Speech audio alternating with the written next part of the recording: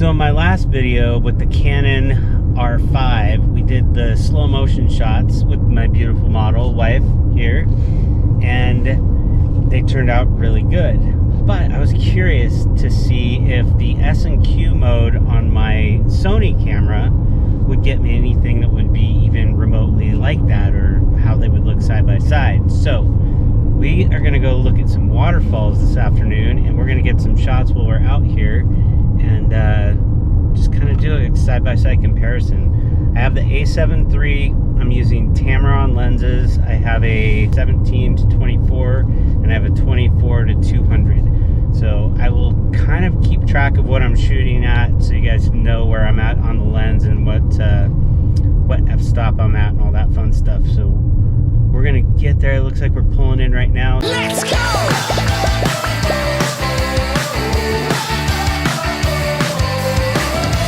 We've got our A7 III, we've got the Tamron. This is 17-28. I think I said 24, sorry.